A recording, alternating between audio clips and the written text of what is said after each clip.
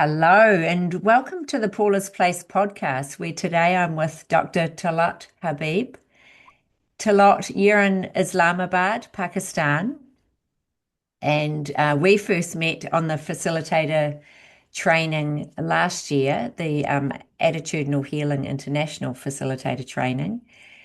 Um, and Talat, you're a project director and founder of the Nishan Rehab in Pakistan. You're a drug addiction specialist and a national trainer, and you incorporate attitudinal healing in your rehabilitation program. I'm just wondering if you could tell us a little bit more about yourself. Uh, yes, as you already mentioned, I'm basically a medical doctor, and after my basic graduation, I specialized in addiction psychiatry, and I established the organization in 2009 here in the capital city. I'm national trainer on drug abuse and alcoholism treatment on behalf of United Nations Office on Drug and Crime and Colombo Plan. Uh, and I'm managing two facilities here in Pakistan, in Islamabad, in another city we call Multan. Yes. Uh, I'm the first person in Pakistan who introduced attitudinal healing in drug rehabilitation, and I'm among those in the world who have introduced attitudinal healing with their substance abuse treatment. There are other countries as well. I visit different countries where I give my trainings or presentations or share my thoughts how attitudinal healing can be incorporated into addiction treatment or into 12-step model. Um, I went to Mongolia where I helped them to establish the attitudinal healing facility and also guided them how we can incorporate 12 steps of attitudinal healing into 12 steps of recovery. Wow. So Yeah. basically, I'm a medical doctor and treating psychiatric patients, drug addiction patients, and incorporating attitudinal healing in their treatment. Wow. And Yeah. that's something which has distinguished Nishan from the other competitors in the market uh, because of the attitudinal healing. Our recovery Yes. rate is quite high because when we teach them, uh, your sense is love. And when you are taking drugs, you are actually not loving yourself. Drugs come into your life when you are not happy with yourself. And when you are not happy with yourself, it means you have no affectionate relation with yourself. Mm. So and all other steps. My colleagues are quite expert into it. My second in command, Miss Sidra, Yes. Diana and Gerald and Trish, all knows her. She's also taking me in this journey. She's also taking part in all these attitudinal healing trainings. Yeah. Wow. So Yeah. so really incorporating it into your work, and the proof is obviously in the success that you have with people coming through the drug rehab facilitation. Yeah. So Talat, in your own words, what would you describe attitudinal healing as? How would you describe it? But in my own terminology, or you can say when I share my concept about attitudinal healing, is your relation with yourself. That's the first step. Mm. How you are treating to yourself. And when attitudinal healing says uh, your sense is love, and at the same time you are teacher and student with each other, you are learning from yourself. You know, when we share attitudinal healing, what I usually say, your body responds to whatever you are doing with it, whatever you are eating or whatever you are doing, it will be responding. Yeah. And that if we are deaf and we are not listening the signals our body is giving, then we might be getting any disease or something like that. Even social signals are there. There are friends who are giving you feedback, and your body or your brain is responding And when your brain is responding in negative manners, you're actually coming out of attitudinal healing concepts. So, Yeah. according to me, attitudinal healing is your attitude. No, I'm changing the words. Your attitude with yourself, your Yes. attitude with the immediate loved ones, your attitude with your colleagues, or even with your patients. Now, but the attitude is if I'm loving myself, I will be uh, radiating the signals which other peoples will be receiving, and their subconscious mind will be receiving. Yes. So, for me, attitudinal healing is the way of life, is the way of even the afterlife. When we whenever I share my thoughts about attitudinal healing, three people comes into my mind. Mm, One is definitely Gerald Jampolsky, then yeah. Diana, and then Trish. Mm, uh, mm, I directly got training from Gerald and Diane, yeah. but I also got training from Trish as well. if Yes. if I need to choose one who actually led me to excel in this training. Mm, Uh, difficult for me to choose among three, but it's yeah. quite easy for me right now to say it was Trish. Yeah. The way she responded, but I will share with the Trish as well. Yeah. In Yeah. Yeah. Sort of a backbone, wasn't she, of attitudinal healing, Trish Ellis? Yeah. And that is my next question is how did attitudinal healing come into your life, Talat? It was back in 2007. I was reading a book. Uh, the scenario was very fascinating. We have a very good hill station, 45 kilometer away from the Islamabad. That's very beautiful area. I was working there. I was employed there, and on one Sunday, I bought a book, a random book, and I was just sitting on the top of the hill, and I was just reading the book. And at the end of the book, I read about attitudinal healing. So then I googled it.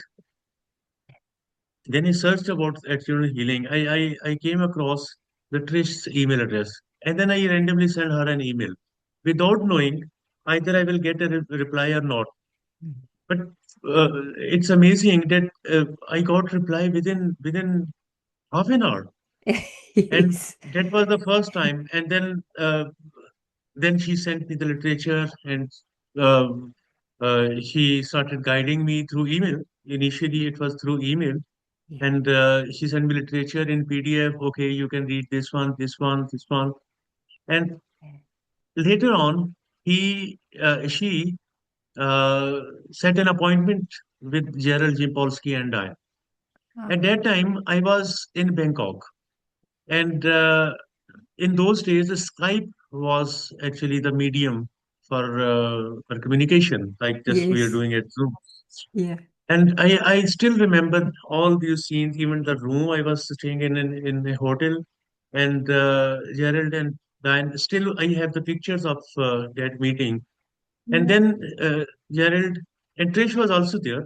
Actually, Trish was communicating between me and Gerald and Diane. Mm. And through Trish, I got the best training from the Gerald. And later on, I had few more sessions when I returned to Pakistan. And later, my all in team was coordinating with Trish, and Trish was setting appointment with Gerald, and all my team got training on attitudinal healing. So Right. Trish is actually in my organization or even in Pakistan, I would say, because we in both facilities, whenever we are having any workshops or seminars, we incorporate attitudinal healing there. Even next Tuesday, I'm invited in another seminar where I'm going to talk about attitudinal healing and Trish as well. Yeah. Uh, just to let the people know the we are having such as lovely people in this world who can Yeah. help you. Yes. Um, obviously Trish is not in this world, but Trish's message is still going on. Yeah, Trish's, still here. Trish's message is still mesmerizing the masses. Yeah. Uh, my patients who are getting recovery, Mm. definitely Trish is going to be benefited in afterlife. Yes, she had a certain What we presence, believe. didn't she? And an unwavering support for people wanting help and yeah, Yeah, always there. Yeah. Wow. And yeah. Talat, you also presented at the Forgiveness Conference in Hawaii. And I remember seeing a photo of you, I think, and Trish and um, Diane and Geraldine too were in that one. So yeah, Yes. yeah. Actually, I bought some local dresses for Trish and Diane. Oh, And yeah, they were having a cap and a shawl, and yes. uh, they, uh, they wore it at that time. Lovely. Uh, that was a lovely memory. And my participation in Hawaii conference was purely Mm. uh, its credit goes to Trish because Yeah. Trish literally fought with the administration to get Dr. Talat here. Yeah. Otherwise, I was not having much resources to reach to Honolulu. Yes. Though I was having American visa for 5 years, I'm also having Canadian permanent residence. So Fish was actually that was the human being who actually asked me to reach Honolulu and give your presentation about attitudinal healing and 12 steps of recovery. So that Wow. was the point which I shared, and I shared the results as well. How much attitudinal healing is helping us. So Honolulu conference was, but sadly, it was the last meeting with Trish, and she shared with me about her cancer. She shared with me, and I was so mesmerized that despite having this illness, she is working a lot, and she is not Mm. letting life go from her. No, she Actually, didn't. uh, her disease was taking life away from her, but she was not letting life go from her. She No. was jubilant, she was radiating the positive energy, and she was actually the lifeline there. And for Yes. me, Yeah. she was a lifeline in Attitudinal International Organization. Yes. Yeah. Yeah. And radiating right up until her end, she was just there. Yeah. Doing the work right till Um, the end too for attitudinal healing. Yeah. yeah. Yeah. Mm. Talat, you've sort of mentioned this already, but I'm wondering how you use attitudinal healing personally in your own life. You've mentioned it in the centre and what you do there, but for you personally, how does attitudinal healing come up? In personal life, actually, before being introduced with AH, I was a bit aggressive person. Mm. Uh, I was extrovert, you can say. Mm-hmm. Uh, there were times when I got irritated on even a little things. Yeah. Uh, from 2009 onward, I would say, attitudinal healing actually infiltrated my subconscious mind and even the unconscious mind. Mm. And the calmness I had in my life, that's purely based on the attitudinal healing principles. Yeah. Uh, even my professional life is revolving around the concepts of Gerald Jampolsky. Yeah. Even I'm whoever professional joins me in the organization, they are bound to go through the attitudinal healing literature. It's not for the sake of getting giving sessions or group therapy to the patients, but it's for the sake of their own enlightenment. Because once Yes. they are going through the AH literature, uh, the first thing they are going to have is their relationship with themselves gets improved. So that's that. And in Paula, in the field we are working in, it's quite interesting. You know, uh, there are other fields as well, like you are having shops and cafes. They cook something and they sell. They cook Yeah. something and they sell. They don't eat it. But in this field, first we cook attitudinal healing, and then first we eat it, and then we give it to the people. Yeah, I love it. Yes, Yeah, you have to eat it yeah, first, don't you? And then give it. Yeah, yeah. yeah, yeah. I like that. And this is based on the principle. One of the principles of attitudinal giving and receiving. That's based Yes, on the principle of EH. yeah, Because what we are having, we are giving it to others. And if I'm not having good relation with myself, how I can give it to others? Because if someone is meeting me, their subconscious mind will immediately detect yeah. how good relation I'm having with myself. Yes, exactly. Yeah, Yeah. So it starts with yourself first before you can give it. Yeah, yeah, yeah. yeah. Talat, what would you say to someone, or so, someone wanting to bring it to their own workplace, or how can you see attitudinal healing being implemented in the corporate world? I mean, you've done it in a way. What advice would you give to someone else who thinks, well, I'd like to bring it to my workplace? It might not be a rehabilitation centre, but any other workplace. How would you recommend that? Uh, Paula, that has two meanings. What Mm, the question you are having incorporated is actually one is I have incorporated attitudinal healing in drug rehabilitation program, yeah. and second one is uh, because every organization is a little bit a corporation as well. There's a corporate culture as well. So Yeah. attitudinal healing in Nishan is implemented on both levels. It is incorporated in the 12 step of recovery program and in the professional's life as well. Yes. Because what I believe is, uh, if you are having, if you are loving yourself, sometime um, in a kidding mood, I say, have a love affair with yourself.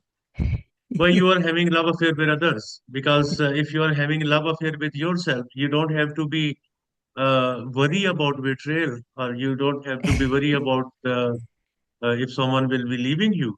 So Yeah. if you are having love affair with yourself, you will be giving gifts to yourself. You will be keeping promises with yourself. Uh, you will be Yeah. having uh,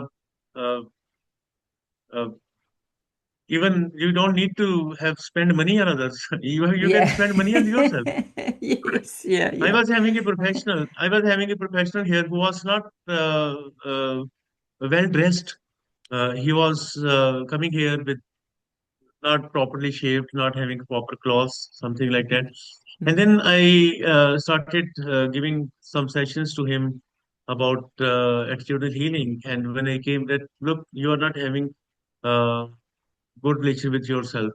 You know, when you are not properly dressed, if you are not properly shaved, you are not respecting yourself. How you can expect the others will respect you? Because Mm. respect is just like receiving and giving. You are not giving respect to others. Yeah. Like today in our podcast, the day we decided, I put a reminder on my table. So it Yes. immediately it reminded me that you have to connect Paula. Mm. Otherwise, Mm. normally it's a digital world. Sometimes we forget what Yes. appointment I was having, and some. So because I'm having good relation with myself, and I don't want to give message to myself that I don't keep my words. Yes. Because Yes. when I lie That's so down true. in the night, when I lie down on my bed, my brain reminds me how much promises I have broken with myself. Mm. Yeah, yeah, yeah. Rather, it's easier to go to sleep with a grateful heart and grateful head, isn't it? To practice gratitude than anything that you've broken with yourself. Absolutely. Yeah. Talat, do you have any final thoughts that you'd like to share?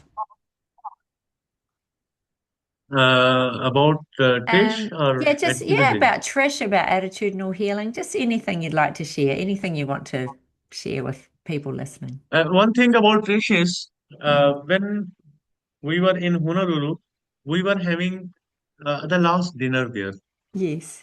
and we were discussing a lot of things, and I was quite concerned when she told me about her disease, Mm. and I said, Trish, I'm not sure. God gives you a long life, but it's a life, and we are biological beings. Everybody has a time, so I don't know if I would be able to hug you again or not. Mm. And then Yeah. she hugged me and she said, it's not the last one, okay? Don't worry, it's not the last one.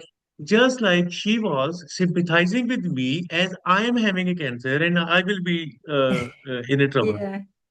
That's it, don't worry, I will be here and we will hug again. And the other thing about attitudinal healing is that uh, from the bottom of my heart, Mm.